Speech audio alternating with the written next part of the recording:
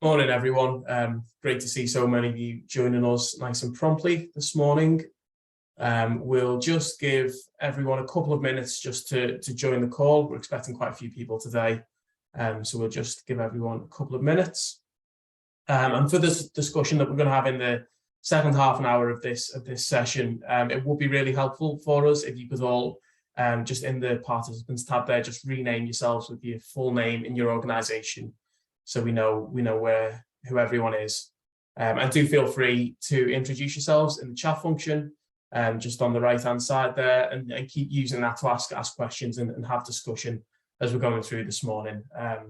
Yeah, this is a very complex topic, so as many questions as possible is more than welcome. And yeah, just do feel free to use that chat function. As mentioned, we only have an hour this morning, so not enough time to introduce everyone in person or take everyone's questions in person, but do introduce yourselves, say hello in the chat and ask questions as we're going through this morning. And any we don't get around to over the next hour, then we'll follow up with you later on. So we'll just give everyone another 30 seconds or so to join us.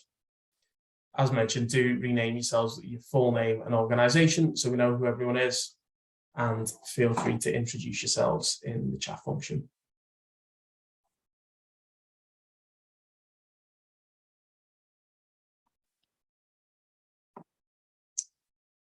Great, okay, I think the room is starting to fill up now, so we will make a start. So yeah, good morning, everyone. My name's Kai Hort and I'm from Regen. As many of you I'm sure know, we are a not-for-profit centre of renewable energy expertise and market insight based in Exeter. And we're a mission-led organisation working to transform our energy system for a net zero future. As part of that, we support a network of community energy organisations and have done for a number of years.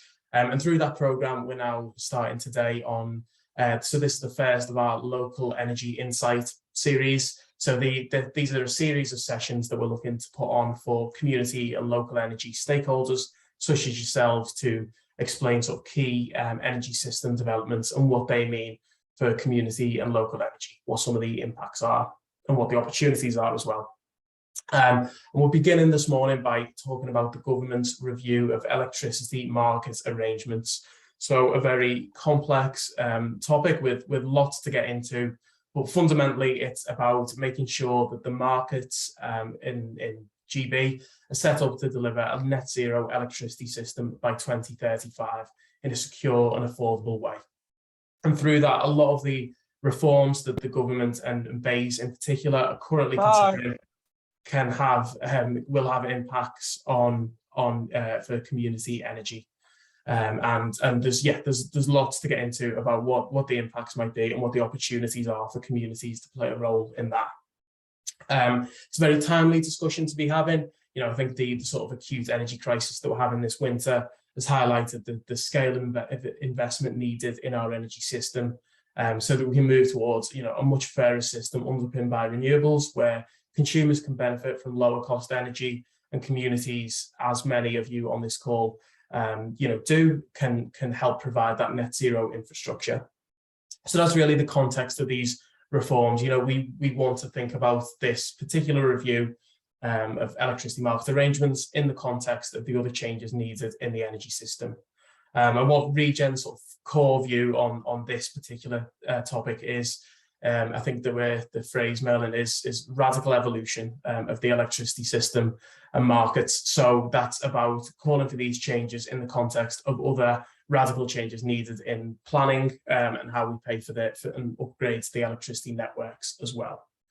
So yeah, that's sort of the context that we want to think about this morning's discussions in. We want your views on that, and we want also to keep on thinking about what sort of role can communities and community and local energy play when we're thinking about these market arrangement reforms. So that's a little bit of an overview, but fortunately we have Ellie on the call, who's authored Regen's sort of 80-page plus response to this particular consultation to the government, who can take you through it in much more detail. So Ellie's going to talk about basically give an introduction to REMA and what the local energy impacts are of that. Then we've got Simon Gill, who's going to talk to us in particular about locational marginal pricing, which is a sort of I guess, a key issue within this and one of the most contentious in how the electricity markets might look in the future. That'd be a big change. We've also got Merlin, who can talk to us a little bit about what other reforms might be considered.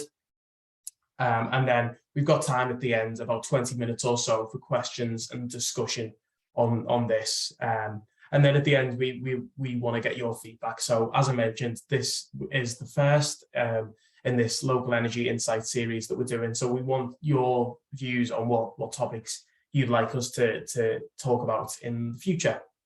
So yeah, I will now hand over to Ellie, who can give you a proper introduction to REMA and what the local energy impacts of it might be.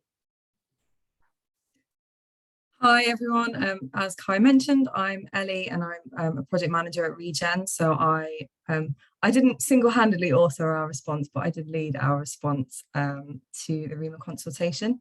And as Kai said, we are really keen to kind of have a conversation about this and have a discussion. So I'm going to try and cover the whole consultation in about 10 minutes. And therefore, I'm not going to cover the whole consultation. I'm just going to try and focus in on the things that we think might have kind of a real impact for local and community energy.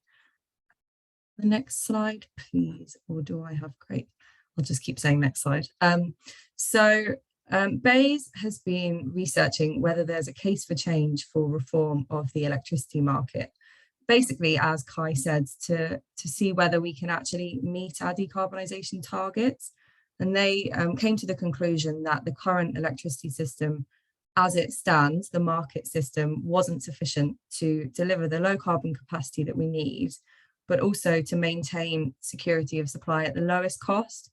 And obviously we're seeing that at the moment with the energy crisis, that it's becoming more and more expensive for the national grid to manage the system. And the objectives of REMA really is to see whether there are reforms to how the electricity market works that can be implemented to make that more effective, basically. So they want to set out a change of design, and the REMA consultation is a way, an avenue of kind of agreeing what reforms we need and to make sure that they are implemented effectively. Next slide, please. So REMA was announced as part of the energy security strategy in April. And it really is the first step in an ongoing conversation. I mean, we really think that this is going to be carrying on for at least the next 12 months. And as such, there are a huge range of reform options that have been introduced in this consultation, in this open consultation. And they focus around three core objectives of decarbonisation, security of supply, and cost effectiveness. So in our response, we actually argued that we didn't think this was broad enough. And we thought that cost effectiveness should also be thinking about affordability, because fundamentally we need an electricity market system that is affordable for everybody. But also that the REMA consultation needed to think about economic growth and the levelling up agenda, and really making sure that the electricity system works for everybody, that it plays on regional strengths, that it kind of helps to grow our regional economies, because electricity is such a right, and it really is a justice issue actually, to make sure that everyone has fair and affordable access to electricity. Next slide, please. So I've taken this slide actually from one of BEIS's presentations, so straight from the horse's mouth. Within the scope of REMA, it really kind of focuses on 5 areas. So we've got wholesale markets, which is kind of the structure of the market mechanisms and how they work and how people participate in those electricity markets. We have low carbon investment, so support schemes to encourage the deployment of renewables. We have flexibility, which is, again, it's support schemes to encourage the deployment of low carbon flexibility, but also a wider discussion of kind of what that means and how might that work. There's capacity adequacy, which is, I suppose, making sure we have enough kind of power on the system and making sure that we have those reserves in place so that we don't end up having blackouts. And most of that chapter and section really focuses on the existing capacity market we have and how that might be reformed. And then there's operability, which is mechanisms to ensure that the system can provide electricity at the correct frequency, voltage, and power quality, which is actually really quite technical. And we're not totally sure whether that should sit within this market's reform, because it's sort of quite a different thing to the markets. As you can see on the right, there's also huge swathes of the electricity system that's just out of scope of REMA. Retail markets, emissions schemes, carbon trading, and wider sectors like gas. And so in our response, we really talked about how markets are just one part of the electricity system, and any reforms must also think about the wider context. And we talked about things like strategic planning and kind of local planning processes and things like that, but also network investment, because so many of the issues that we're facing at the moment are really just to do with grid capacity. And so any market reform also needs to think about network reform to make sure that we actually have the capacity we need to connect all of these low carbon assets. Next slide, please. There we go. Okay, so the wholesale markets is really kind of the area where we're talking about the most radical reforms of how the market structure might work. And so, if any of these are enacted, it's quite it's going to take quite a few years to enact these really profound changes to how the market works, and they are really quite radical. So we've picked out a few to talk about today, which might have kind of the biggest impact, but there were other options within REMA that were explored. But again, just to try and keep to 10 minutes, I'm not going to talk about all of them today. So a split market model is the idea of decoupling the price of electricity from the price of gas. And so at the moment, we have one wholesale electricity market, more or less. It's a bit more complicated than that. And everyone is participating. And so there's this idea that gas is setting the price of electricity because the renewables are participating in the same market as, for example, gas-fired power stations. So a split market model is the idea of decoupling those two completely and creating two electricity markets, where you have one that is an available market, is how they've called it in REMA, based on variable generation like renewables, and the other is on demand, based on things like gas-fired power stations where you can produce that electricity on demand. And so really it's trying to move towards the levelized cost of renewables, whereby once you've paid that upfront cost to produce, to create the generation assets, solar farm, wind farm, you then kind of know how much that electricity is going to cost moving forward. That kind of long-term cost is what they're trying to move towards with the idea of a split market.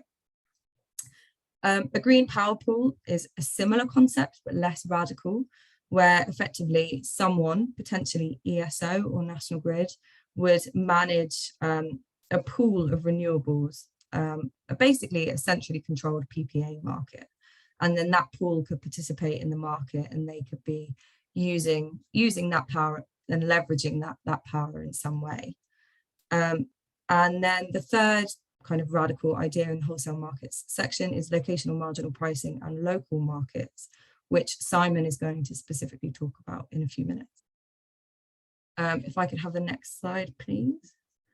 So the second section of REMA that I really wanted to talk about today was low carbon investment, because I think this is probably something where there's a lot in the community energy space that we could talk about of how to encourage the deployment of more renewables. And so a lot of the chapter did focus on the contracts for difference scheme as a kind of large scale support mechanism, and how that could change and how that could be reformed. But they did leave it really open to ideas of how to encourage deployment of smaller scale or locally owned or community owned renewables. And so we proposed a few ideas in our consultation response, and we'd love to have the conversation with you guys around how you think these might work, or whether there are other support mechanisms that might be more appropriate. So we suggested that they could create a communities pot in the CFD. So this is something that has been trialled in Ireland, where they have a separate protected second pot of the CFD, which is solely to support the deployment of renewables which are owned by communities. So that would be kind of a protected support mechanism. And then something else that we suggested was to expand PPA market. So in our research, we found that a lot of local authority-owned renewables or community-owned renewables use PPAs to sell their power. But actually, there's not a standardization of those contracts. It can be really confusing and complicated to understand how to structure a PPA or where to get the best price. And so there's a lot that the government could do to support the expansion of that market through standardizing PPA contracts, creating normal kind of, standard contracts, but also encouraging the uptake of PPAs. And something that was mentioned in the consultation is the idea of a supplier obligation. So this is the idea that you could mandate suppliers to procure a certain amount of their electricity from renewable energy providers, local renewable energy community groups. And so this is something that could work in conjunction with the expansion of the PPA market. You could try to encourage suppliers to support the growth of the PPA market and to partner with local generation to buy and sell that energy. So if I just go to the next slide, please.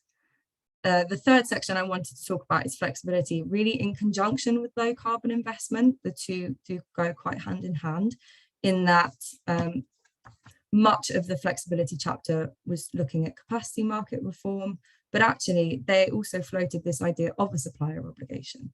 So this idea that if you were a community energy group and you had a solar farm, then potentially a supplier would be encouraged to support you in procuring a battery so that you could shift that generation rather than exporting it to the grid in the middle of the day when potentially there's a surplus of energy. You could use that battery to then export to the grid at times of greater need, and you could be working with a supplier to do that because there are mandates on the supplier to be flexing and shifting some of their generation. And something else that also came up in the consultation was this idea of a Dutch subsidy. So this is a mechanism where you are paid for carbon avoided on the system.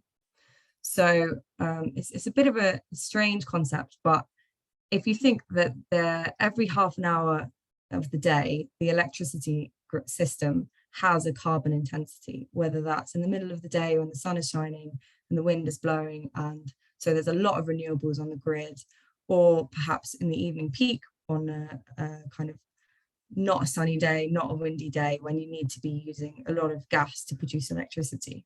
And so the idea of a Dutch subsidy scheme is that if you can be putting electricity onto the grid at those times of greater carbon intensity, you are being paid for the carbon that's avoided in doing that.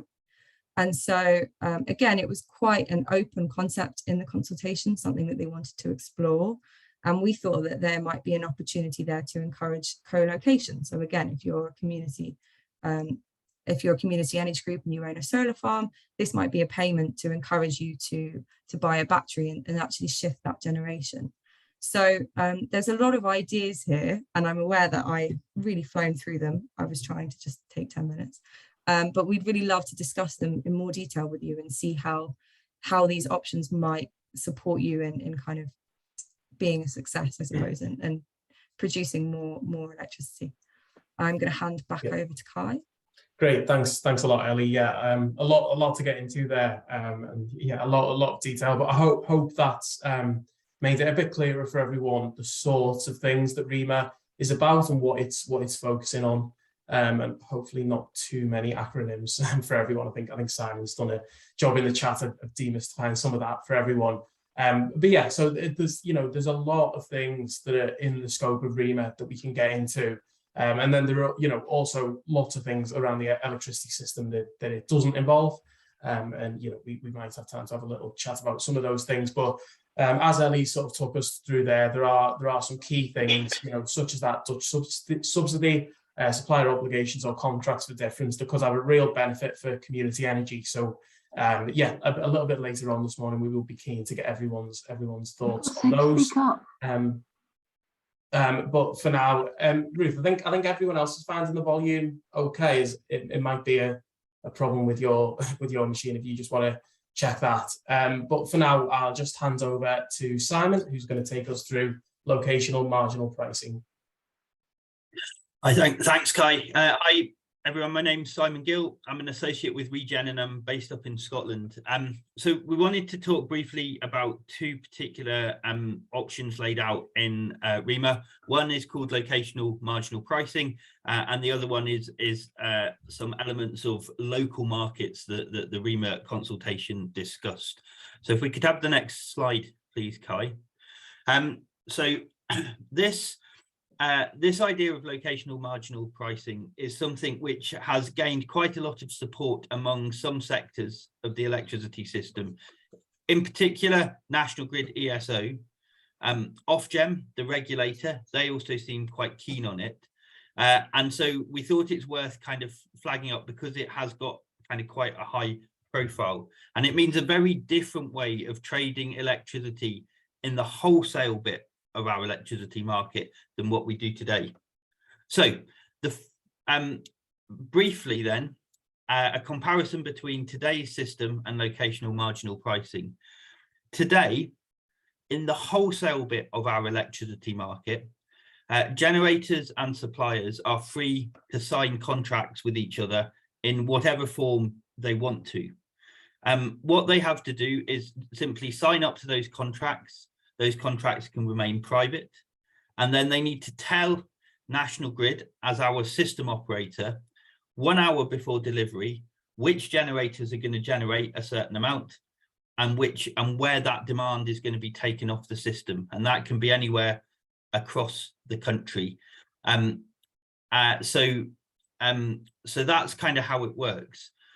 There are structures within that which help and facilitate trading. So there are things called power exchanges, which means that generators, if they haven't found a supplier to directly sell their power to, they can go to a power exchange, which is like a big auction house, and they can say, well, I've got an extra 50 megawatts of power here for 10 o'clock tomorrow morning, and they can offer it on an open market through an auction method, and they can receive a price for that. So one of the consequences of this is that under today's market, there isn't really a thing called the market price. There are a whole range of prices which relate to whatever your contract is. And that could at any one point mean that some generators are generating for £20 a megawatt hour and other generators are generating for £220 a megawatt hour or even more. It depends on your contracts.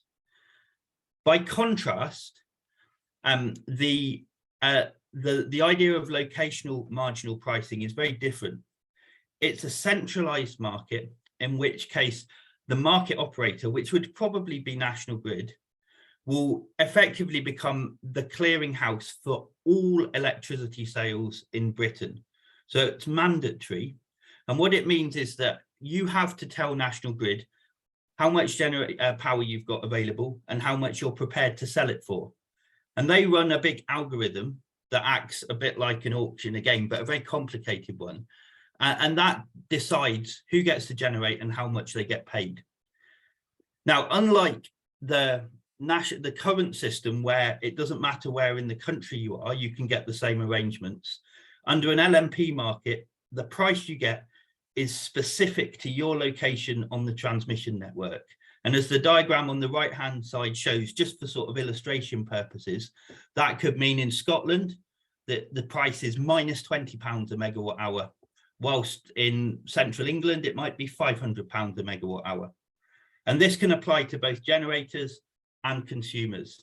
So in the example there, if you were in Scotland as a generator, you would potentially be having to pay in order to generate. If you were a consumer, you would be being paid to consume electricity. So that's kind of one way that it works. Whereas at exactly that same moment, in the south of England, a generator could be being paid £500 a megawatt hour, and consumers having to pay a lot of money at that point in time. It's theoretically economically efficient, but we have huge concerns over the practicalities and the impact on investment, the impact on renewable generators, and the huge kind of volatility that you get associated with locational marginal pricing. The next slide, if we just jump to that quickly, effectively summarizes what I have just said. So I'm not going to talk through that, but that will be there in the slide pack for you when it gets sent out afterwards. So if we can just move on to the next slide. Sorry, I can see, Ruth, that you've got your hand up. I've just noticed that.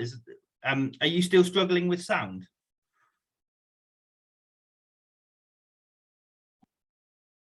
Okay, I can't hear maybe it's anything. fixed for now. Yeah. Yeah. Okay. We can come back if you've got a question in a sec, Ruth. So very quickly then, the second thing that I just wanted to touch on was the fact that REMA does mention some opportunities for using local markets within our wholesale electricity system. And again, I just wanted to sort of be clear what they're talking about here. So there are a range of things that we buy and sell in our electricity system. The most obvious one is energy through the wholesale market. But then there are a whole number of different services which generators or batteries or even flexible demand can provide, which are known as ancillary services or system balancing services. And they are really important as well to making sure that the system is secure and it can be operated, and that we've got backup if there's a power station that has a fault and trips off, for example. So REMA has put some options out there about, well, what would happen if we took this national market that we currently have and we split that up into what are really regional markets. So a market maybe for the southwest of England, for example, or a market for South Wales and a market for North Wales. They've put some ideas out there about doing that for wholesale energy, but also for ancillary services and for system balancing. Now, that's what the focus is on, rather than a focus on setting up local markets for local energy trading. One of the things that we've kind of thought through is that it's really important with this to make sure that you get the market set at the appropriate scale. So, for example, if we're trying to set up a market to help facilitate the selling and buying of electricity from large-scale generators across the country, then it may well be that that should be done on a national scale. But other markets you may find are more effective to be done on a more local scale. And my final point on this is just to say that whilst local energy trading and local and community energy projects are not really the focus of what they're looking at in REMA, we think there's potentially big implications under a lot of the options for local energy trading. And that's why we think it's really important to engage with community energy sectors to understand the opportunities, the risks, the threats, etc., that market reform can bring to the sector. So with that, I'll pass back to Kai. Thank you. Great, thanks, Simon. Yeah, that was really useful. I think you know, when we're thinking about a change as radical as some of those being proposed with like locational marginal pricing and setting up different sort of local and regional markets, it's I think really important to be aware of some of the risks that come with that. And some of the benefits from a national system. Before we move on, so are there any questions in particular on that locational marginal pricing point? Ruth, I see you've still got your hand up. Did you have a question on that?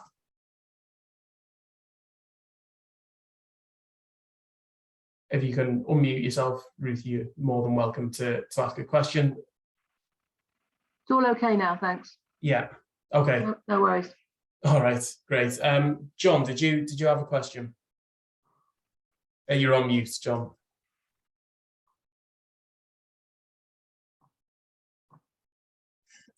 Yeah, can you hear me now? Yeah. Yeah, okay. Yeah, it's just a comment on this locational marginal pricing. I mean, it seems to me to be totally counter to the idea of growing renewable capacity.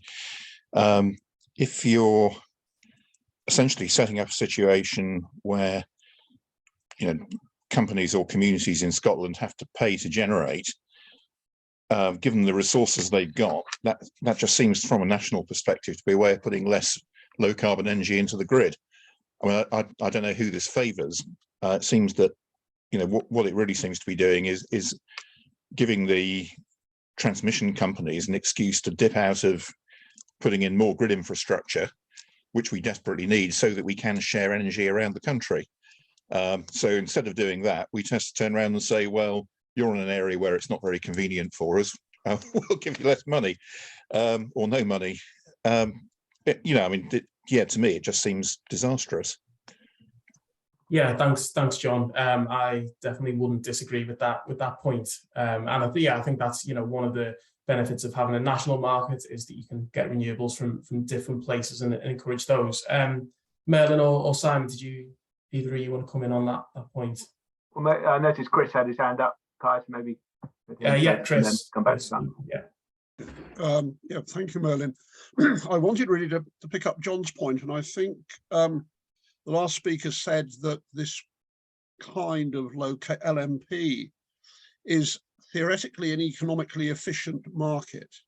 And I think this goes to the core of the problem we're facing. What is being demonstrated here by the fact that Ofgem have been unable to regulate the market so far because it's required political intervention to actually stabilize and reduce prices or support consumers, shows the limits of basing management of a market purely on economic theory. There has to be a quite separate stream of realism input somehow into this process. Simply constructing markets on economics 101, and I don't mean that particularly unkindly, is not the answer here. It's already got us into the position we are, got Ofgem into the position it is in. I could go on for some time, but I'll stop there. Thank you. Great, thanks, Chris. Yeah, I think that was why when Simon said theoretically economically efficient, I think the emphasis there was on theoretically and perhaps not in practice. I'll go back to Merlin and Simon in a second, but Michael, did you have a question on LMP as well? Yes, if I may.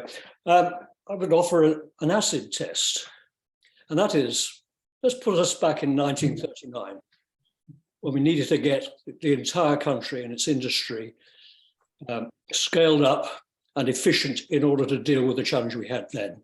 Would we conceive of anything like this? Yeah, thanks, Michael. Important to think about the scale of the crisis that we're facing. But so I'll just go back to you, Simon and Merlin, on the points just around, I guess, the maybe lack of economic efficiency around locational marginal pricing and the benefits that we have from the national market. Well, just offer a slightly a kind of a broader perspective on why, because we've had lots of conversations with Ofgem and the electricity system operator and others on why they're thinking along these lines, and essentially what we've shifted away from the old power system of 50 big power stations sending power down the lines, and all of you guys and many others have started to do all sorts of decentralized things. So we have a very different system, and often, obviously, renewable energy resources are often quite a way away from people. So we've ended up with a situation where they're kind of quite particularly between Scotland and England, we have constraints. We can't get the power out, and so they're kind of nervous that we just build more and more renewables, but we can't actually get it to the people that use it. The obvious answer for that is to build more cables to enable us to get the power around, but that has proved difficult. It can be controversial. So the other is, can we get people to locate, effect where people locate themselves? So you can kind of see the sort of thinking and logic there, but it seems to fall down spectacularly when you think about the signal. When you're, and any of you guys who have thought about or have delivered renewable energy projects and had to build your investment case and tell your bank or your investor where your money's going to come from, you no longer really know whether you'll be able to get your product to market for a reasonable price, because at 5 years different, 10 years time, the price that happens to be in your node within the system is pretty unknowable. So that seems a pretty fundamental risk and challenge for anyone who's trying to put together a business case for renewables, and that's been our sort of our kind of case back. My gut feeling in the end is that this won't happen. It's too complicated, but there is quite a head of steam generally around it. I think more worrying, probably from our point of view, is it becomes almost like dominates the conversation that's sort of dominating our conversation here, and all the other things that we need to get on with and think about to get clearly to a high renewables net zero system kind of get slightly put aside whilst we think about this massive big wholesale reform of the way electricity trading in the UK works. So we've been trying to kind of say let's just get on with what we know. Let's get on with changing the markets we have to send the right kind of signals between and let's think about things like local energy supply and trading, and rather than embarking in complex theoretical reforms. That's been the Regen line, but there are definitely some others with a different view. Simon, do you want to say anything more about the specifics? Yeah, and just quickly to tie off, reiterating Merlin's point, I think that Regen's response was quite strongly against LMP as a concept or an idea, highlighting the points that people have just raised and a whole number of other ones, and needing to focus on who was it who said that we need to focus on things that are not just about theoretical economics, but on actually what we want the power system to deliver for us and how that is practical. So we've concentrated on that. And just to pick up one of the points in the chat about the timing of this session, and that's to say, as Ellie mentioned earlier, I think this debate is only just got going. And I would say that we kind of really only got our heads around it in the last kind of 2 months before the consultation deadline, but it's a first consultation. And I think there's plenty of opportunity to continue to get involved and to influence this debate over the next year, or potentially more as well. So that's all from me, Kai, on that. Great, thanks, Simon. Yeah, I think that's a really, really important point. Do keep engaging with us on this. We want thoughts, particularly from a session like this, on people involved in community energy and what the impacts could be on your project. So yeah, do continue engaging with us on this. And yeah, Chris, I agree. We should all congratulate Ellie on a big consultation response, because it's not an easy topic to get into. Gordon, did you have a question? Yeah, just a quick one related. Is there any way that they're considering a carbon content pricing of the generated electricity in this LMP approach? Because that would also benefit and encourage renewables again, but it doesn't seem to be the case. Yeah, thanks, Gordon. Simon, did you want to come in on that? I'll come in and possibly pass to Ellie in a sec. So I think that's a good question, regardless of LMP or not. That whether or not the cost of carbon is encapsulated in our electricity price. One of the limitations of the consultation was that they weren't considering carbon pricing schemes per se, but that some of the options did think about how carbon cost would be incorporated within our electricity price. Ellie, I don't know in any of the broader aspects that you've looked at, if you've got any thoughts or comments on that. I know it was part of the Dutch auction method, for example. Yeah, so as I mentioned, they did float this idea of a payment for carbon avoided, and inherently, therefore, you need to have a calculation of carbon intensity or an understanding of the existing carbon intensity of the grid. And so there is, potentially something there about expanding our understanding of that.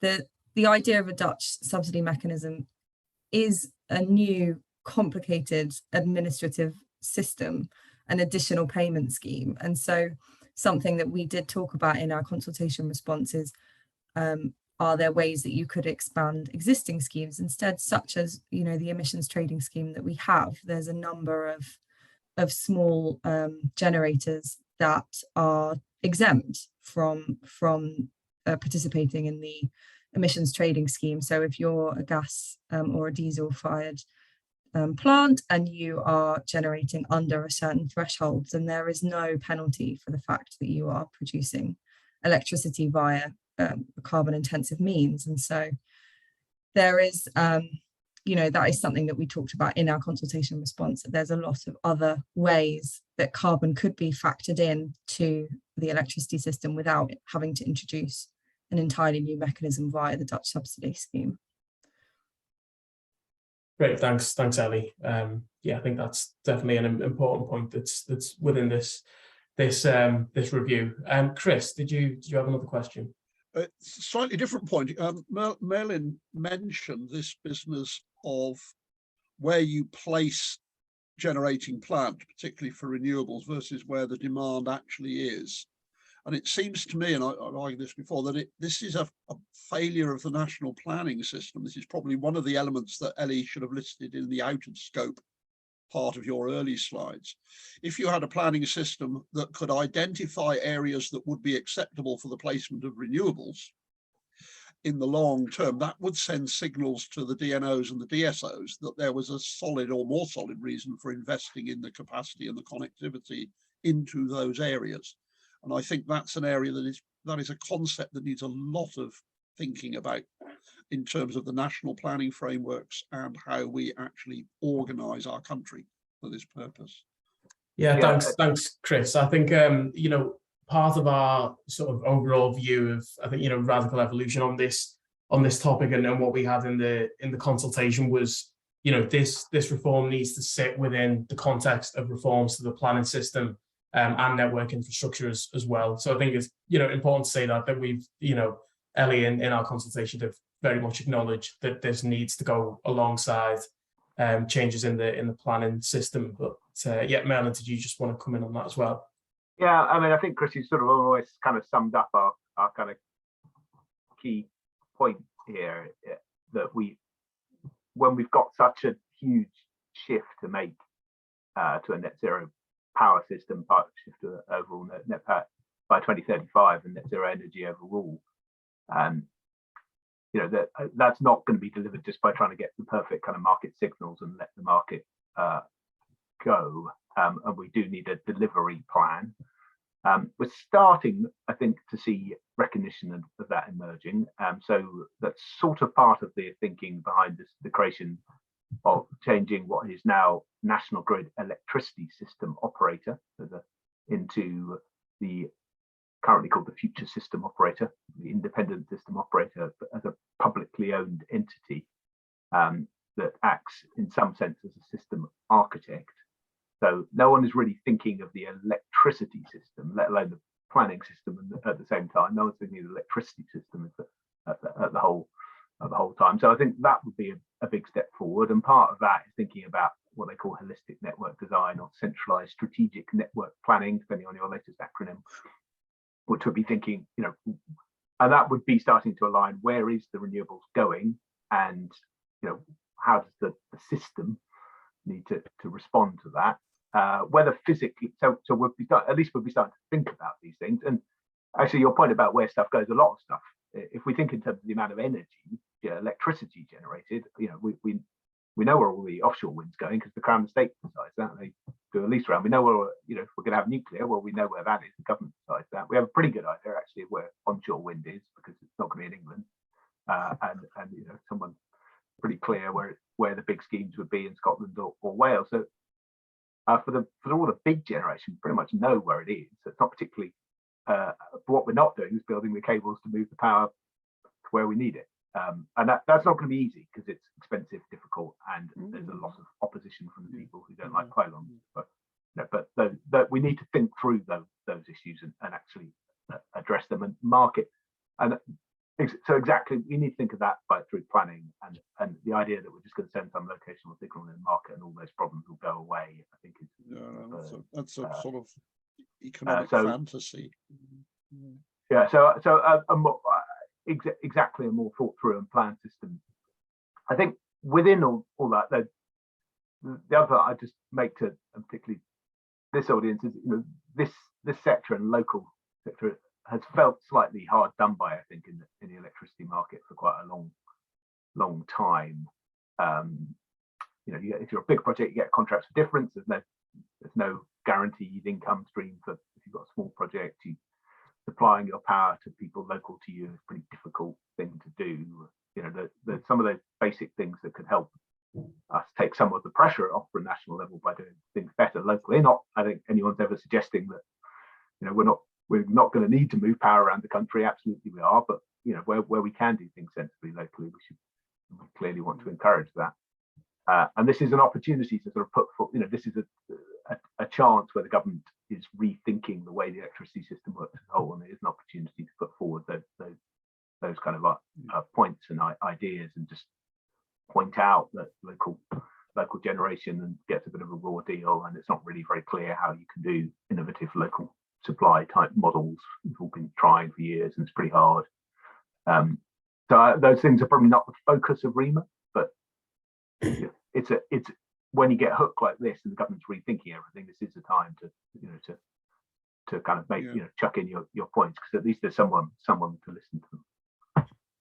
Yeah, thanks Merlin. Yeah, I think just on that, sorry Chris, did you have another question on that one? Just a quick comment. I mean, I'm wondering whether we're basing an economic market operation on a grid architecture that was created back in 1937, I think, as someone said, and is rapidly becoming increasingly obsolete.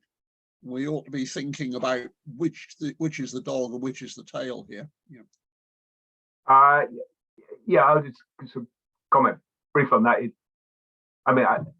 If you think about it in terms of the price, if you did go to that kind of OMP and they don't just focus on that, because it's almost sort of accepting the terms that some people are trying to set for this thing, and I think we're trying to perhaps shift the terms towards the kind of questions about planning and thinking about this, rather than just as a sort of economist's dream. But you would be, the price of any power you generated or used, in theory anyway, would be determined by historical decisions about where the wires happen to be, which were completely different regions, about where coal was or something, or our city, something like that. And so, as a customer, you could end up paying quite a lot more for just completely random or historical reasons. And that that's never going to fly. I just can't see people accepting that. And once the politicians recognise that's what is being suggested to them, I think they've moved away pretty quickly. Would be my guess. Yeah, thanks Merlin. And I guess just on what you were saying before, this is a chance to review other things within the electricity system, even things that aren't particularly in the scope of REMA. So I guess just on that thought, as we begin to wrap up, does anyone have any other questions on sort of what the aims of REMA are, what the context of it is, or particular thoughts on some of the other reforms that Ellie mentioned before? For example, how power purchase agreements and more of them might help community energy, or contracts for difference. We just welcome any other questions or thoughts on how they could help community energy, if anyone has any particular thoughts or questions on that. But if not, I do realise this is a very complex area, so it might just take a minute for everyone to have a think about what's been what we've gone through this morning and the impacts it might have. John, did you have a question? Yeah, it's a comment as much as anything else. I find all this incredibly daunting for organisations working at a community scale, and the notion that you have sort of multiple sort of payment mechanisms, multiple incentives, multiple disincentives that potentially could all be in play at once is going to create massive amounts of uncertainty, which is really going to put off community groups, I think. To my mind, we really do need to have very simple mechanisms that work at all scales, from domestic customers upwards. And you know, I think that really is where the focus needs to be. You know, a lot of this stuff is directed to sort of medium and large scale generators, and I don't really get the impression that the powers that be are considering micro generators and small scale generators much at all. Yeah, thanks, John. Yeah, I mean, Merlin or Sam, is either of you want to come in on that and just Tony had his hand up too. Oh, Tony, you're on mute. I fully support what John just said, because I was worrying about the same things myself. We're part of an embryonic community energy group in Belper, and the last thing we would want is a large amount of uncertainty when we were trying to develop some kind of business case and make a pitch to a potential host for rooftop solar. It seems to me that a community energy group could either play the market, the dynamic market, and trade electricity by sitting at a computer screen all day, or they could go to the other extreme and say we want security of revenue, and we're not going to massively impact on the rest of the grid. These are individual community energy groups trying to make their contribution to cleaning up the grid. The last thing they want is to engage in this heavily dynamic processes that I've been trying to get my head around for the last 45 minutes.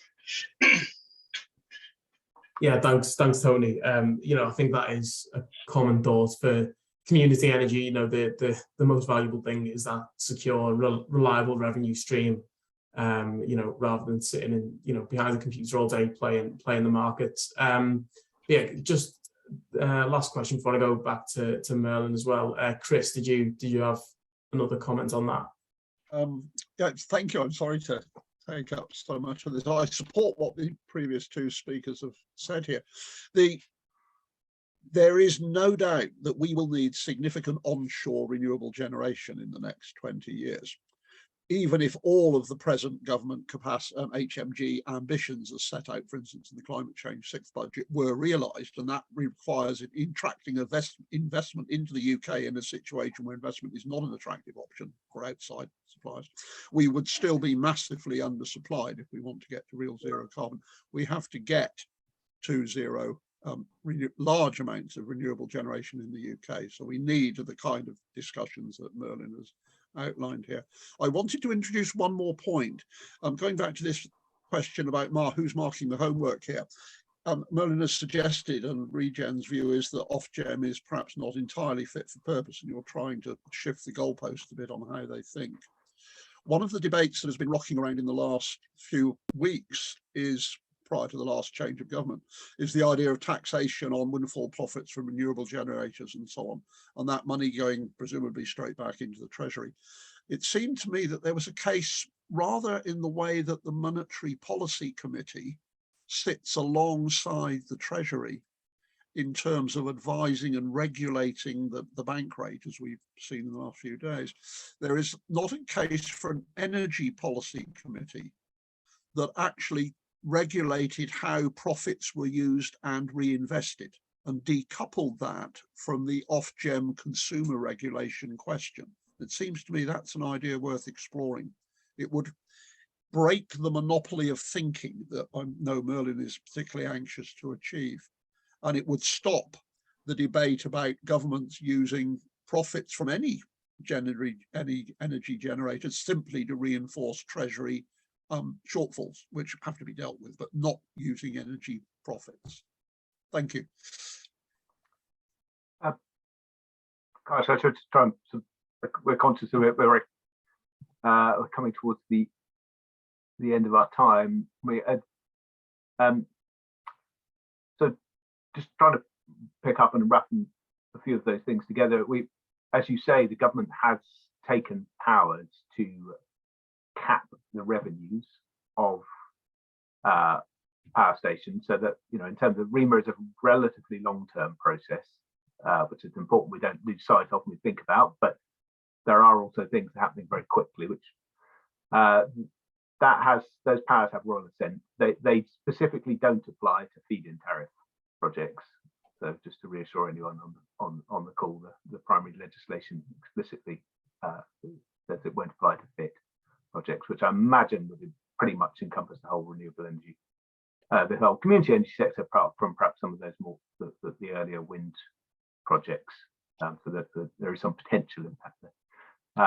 I suspect that might not happen in its current format at the moment. My suspicion is the government may just go back towards the windfall tax approach, which is basically tax your profit. This approach that they've suggested of a revenue cap is trying to get into your revenues, which is rather gets into the complex kind of guts of the business, and it's quite an unusual way to try and tax. Whereas a good old simple way of taxing is you've made loads of money, we're going to have a bit more of it, thanks. And my guess is that they'll go back to that. They'll definitely do something. Would be my guess. But that's a fast-moving area, and it's very difficult to know where that's going to land with the government changing every few minutes. I think that what we're doing here may not come in, and REMA may take some time to wend its way through. But I think at some point the sort of thinking here will emerge into action. It may be in the next government.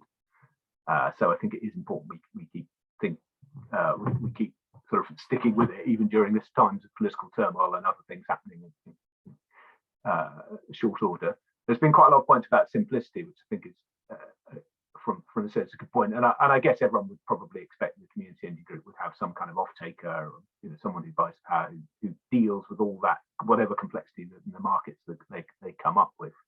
But I do think there is